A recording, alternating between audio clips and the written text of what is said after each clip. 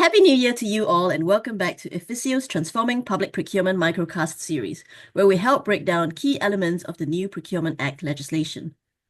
Towards the end of last year, the government commercial function released a few new templates to help people prepare for the new Act, due to go live next month.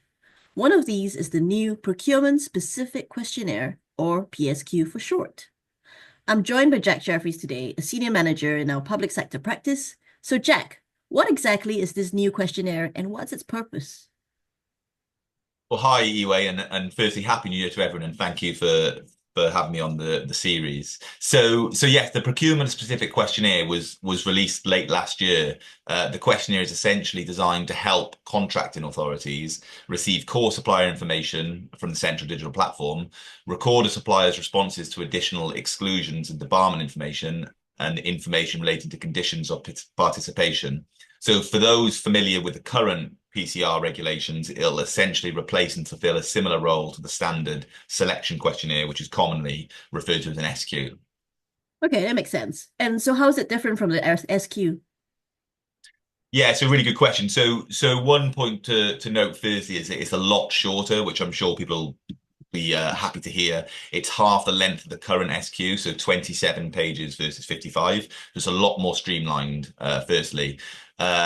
Then also, unlike the current SQ, the format and content of the PSQ is not mandated by legislation, which is interesting. So in the way the SQ under PTR was mandated, making it quite unwieldy and time-consuming to complete for contracting authorities and suppliers alike, that's not the case here. And by way of contrast, the questions in the PSQ may be added to, adapted, or even be omitted by a contracting authority as long as the overall compliance with the Act is maintained. So there'll be a greater degree of flexibility now compared to what has gone before, which is obviously a key theme of the new Act. That's interesting. What about the content of the PSQ, and how would the questionnaire interact with the central digital platform?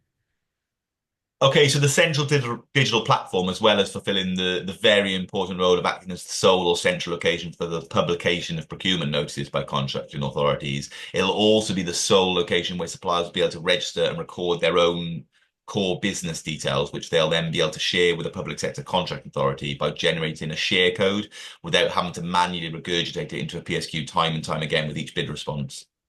That in itself sounds like a dream. What about the content itself? Yeah, so turning to the PSQ itself, it'll consist of three main parts. So part one is confirmation that the supplier has registered on, submitted, and shared their core supplier information via the CDP, as we've just discussed. Part two will relate to suppliers' additional exclusions information. So to give some context, exclusions are a broad term used to describe a number of different circumstances where suppliers are not permitted to participate in a public procurement, have their tender considered, or be awarded a public contract.